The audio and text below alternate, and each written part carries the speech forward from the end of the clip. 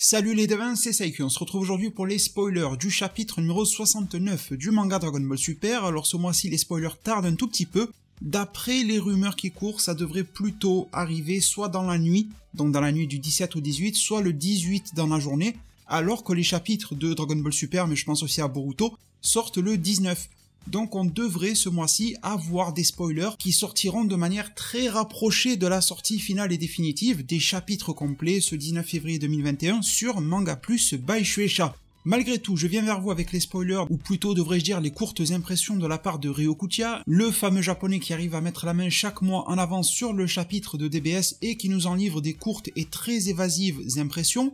Et je vous partagerai également en fin de vidéo quelques news jeux vidéo issus du magazine V-Jump, sachant qu'il y en aura d'autres qui vont fuiter par ailleurs, et je vous les partagerai sur ma page Twitter avec quelques retweets qui vont bien. Alors, concernant le chapitre numéro 69, ça provient donc de Ryokutia, ça nous a été traduit par dragonballsuper-france.fr, les liens sont en description, et il nous dit qu'un certain personnage a une vie qui ressemble à celle d'un héros de RPG.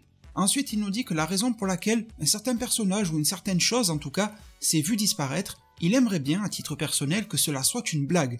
Ensuite, il rajoute « C'est une blague, pas vrai ? Quand est-ce qu'ils auraient pu se rencontrer ?» En gros, Ryokutia, à la lecture du chapitre, trouve qu'il y a quelque chose d'incohérent. Cependant, Ryokutia a mis son article à jour et il a supprimé ces phrases-là dans lesquelles il remet en question le chapitre, car il a en fait admis s'être trompé. Ce qu'il a lu dans le chapitre 69 l'a choqué, l'a perturbé au début, au point tel qu'il en a cru que c'était une grosse incohérence, donc quelque chose de nouveau, de rafraîchissant dans l'œuvre, une sorte de révélation, quelque chose qui va être montré. Il a cru que ce n'était pas du tout cohérent avec le lore précédent de Dragon Ball, mais après avoir repensé au sujet, il est revenu sur ses pas, a supprimé sa phrase dans laquelle il invectivait un petit peu ce chapitre et l'écriture de Toyotaru, en disant que c'était lui-même qui s'était trompé. Donc en tout cas, il faudrait se préparer à quelque chose qui va nous bouleverser, qui va venir un petit peu nous bousculer, je dirais même, par rapport à la lecture de ce chapitre 69. Puis il nous dit, dans Dragon Ball, il y a aussi eu un autre personnage, vous voyez, il reste mystérieux quand il écrit XX, a eu droit à un tel contexte. Ensuite, il se questionne, il se demande comment, combien, quoi qu'il en soit, c'est vraiment un développement étonnant. Dans le Dragon Ball de Toriyama, conclut-il, il y avait aussi de longs moments d'histoire entre les combats, mais cette fois-ci, vu la tournure, il semblerait que ça soit un épisode, donc je vous rappelle que ce chapitre qui sortira ce 19 février 2021 aura pour titre la transition de la planète céréale. Je vous ai déjà révélé les 10 premières pages en mode ébauche sur ma page YouTube, je vous mets le lien en description. Et concernant ces spoilers, ces impressions de Ryokutia, il est très difficile de savoir de qui il parle, mais je pense qu'il faut faire plutôt simple pour la première phrase. Un certain personnage a une vie qui ressemble à celle d'un héros de RPG, bah j'ai envie de dire Granola quoi, Granola, je vous l'ai déjà dit, me fait penser à des personnages issus de Dragon Quest, aussi bien en termes de design qu'en termes de récit, ou par exemple ce qu'on peut retrouver dans Chrono Trigger aussi. Ce sont tous deux des RPG de qualité avec Akira Toriyama sur le chara-design d'ailleurs de ces jeux vidéo là, et j'espère que vous les avez tous au moins testé une fois, ces jeux c'est vraiment des jeux mythiques hein, clairement. Ensuite il nous dit la raison pour laquelle quelqu'un ou quelque chose s'est vu disparaître, alors je dirais qu'on parle plutôt de quelque chose, et ce quelque chose me semble être la planète Vegeta, par rapport au discours, aux propos que nous avons entre Beerus et Vegeta. On l'a vu dans les 10 pages brouillons, Beerus commence à questionner Vegeta sur la notion de destruction, sur le fait que les Saiyans étaient voués à la destruction et compagnie.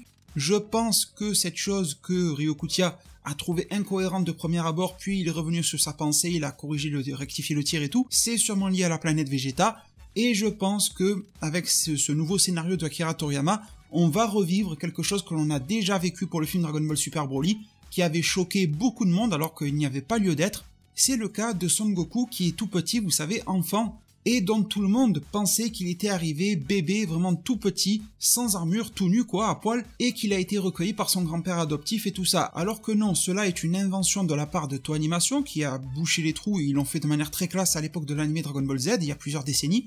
Mais l'histoire réelle de Akira Toriyama, c'est celle où Son Goku, petit, et plutôt, comme vous l'avez vu dans le film Dragon Ball Super Broly, à la sortie de son incubateur, il est à la frontière entre le bébé et l'enfant, hein, voilà, il est vraiment très jeune, il est muni de son armure Saiyan, et il débarquera sur Terre tel quel, et sera trouvé tel quel, par le grand-père adoptif Gohan. C'est quelque chose qui avait troublé beaucoup d'esprits, parce que se confronter l'image très populaire de l'anime Dragon Ball Z par rapport au récit que l'auteur a toujours eu en tête, à savoir Akira Toriyama, mais qui n'a que très peu popularisé et a attendu très tard pour le faire. Je pense alors qu'on va avoir quelque chose de similaire concernant la planète Vegeta, la manière dont elle a été détruite. On a même Ryokutia qui dit mais quand est-ce qu'ils se sont rencontrés?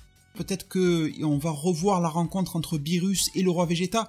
et on l'a déjà vu ça dans l'œuvre et que Ryokutia l'avait oublié. Vous vous rappelez, il avait fait mettre genou à terre et même tête contre le sol au roi Vegeta qui a quand même tendance à se faire assez souvent victimiser. Donc ça sera possiblement une extension de cette rencontre-là qui fera que l'esprit de Beerus s'est échauffé au sujet des Saiyans, voilà. Je pense qu'il y a quelque chose dans ce lore Saiyan, et je pense que c'est annonciateur de belles choses qui se profilent, et donc j'en appelle au bon sens de chacun, de faire comme Ryokutia, et d'analyser en prenant du recul et de ne pas se jeter sur la situation à dire qu'elle est incohérente. Si après analyse on se rend compte qu'elle est manifestement incohérente, on pointera clairement du doigt dessus, mais je pense clairement qu'à terme, après avoir digéré l'information, nous y trouverons la part de véracité qu'elle peut détenir. Ensuite, il nous parle d'un certain contexte par rapport à un personnage ou par rapport à une chose. Quand il nous dit, mais dans DB aussi, tel truc a eu droit à un tel contexte, franchement, je vais pas commencer à inventer des théories ou quoi. Je ne sais pas ce que veut dire Ryokutia par rapport à ça, mais il nous garantit que le développement est étonnant, et il conclut avec une bonne nouvelle en nous disant que la phase de récit, et non pas de combat, est développée. Elle est longue, mais elle est aussi fournie, parce que on peut tirer dans le temps une histoire, mais elle peut être bidon. Mais en tout cas, Ryokutia semble être séduit par ce qui est produit par ce chapitre-là, et également être séduit par la tournure des événements dans Dragon Ball, et je pense que c'est un point qui devrait réjouir tout le monde, car l'arc Moro, encore une fois, était extrêmement prometteur, mais en termes de lore et d'histoire, on est tous restés sur notre faim au point de se demander, une fois l'arc Moro terminé, mais d'où vient Moro? Qui est-il? Que fait-il? Que veut-il réellement, mis à part bouffer des planètes dans la galaxie? D'où sort-il? Comment a-t-il été créé, ce genre de choses? Quel est son peuple? Quelle est son appartenance? Voilà, tous ces genres de choses qu'on ne connaît pas, on devrait l'avoir dans l'arc Granola, concernant le peuple céréalien, concernant le lore des Saiyans, concernant peut-être l'historique de Freezer, de son père ou autre. Tout va être bien établi par le scénario d'Akira Toriyama, et cela devrait mettre le sourire aux lèvres de chacun d'entre nous. Ensuite, pour conclure la vidéo, on apprend pour les divers jeux estampillés Dragon Ball que pour Xenoverse 2, il y a des informations sur le DLC du Legendary Pack qui paraîtra au printemps 2021, et d'ailleurs j'en profite pour vous dire qu'on n'a toujours pas de news sur le prochain DLC de Kakarot. Ils arrêtent pas de balancer des DLC Xenoverse en fait, ce qui est plutôt cool pour les fans de Xenoverse, mais Kakarot 0, donc je me demande pourquoi. Mais en tout cas, pour Xenoverse 2, printemps 2021, une compilation de missions sur l'arc de l'autre monde et l'arc du tournoi du pouvoir sera ajoutée. Few bouge de nouveau dans l'ombre, Paikwan et Janemba feront leur apparition dans l'arc de l'autre monde et Toppo dans l'arc du tournoi du pouvoir. La tenue de Few sera également bientôt disponible dans le jeu, et Ryokutia nous parle ensuite, d'après DBS France, d'une discussion avec Trunks, hésitant sur la décision d'un nouveau guerrier par vote.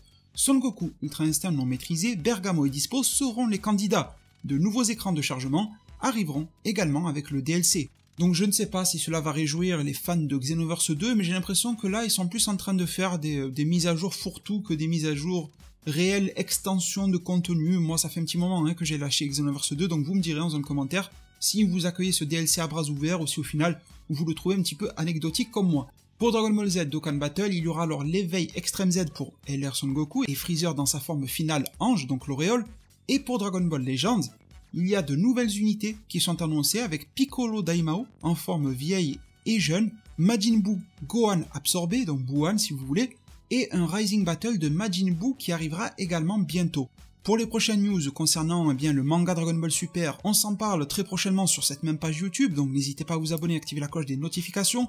Les prochaines news jeux vidéo, je vous les retweeterai, donc Twitter, n'hésitez vraiment pas à venir m'y rejoindre. Également, si ce contenu du jour vous a plu, pensez à liker, c'est quelque chose qui m'aidera énormément, et pour vous c'est super rapide et c'est gratuit en plus à faire. Merci du fond du cœur pour tout, prenez tous extrêmement bien soin de votre futur, et à plus pour de prochains arts divinatoires.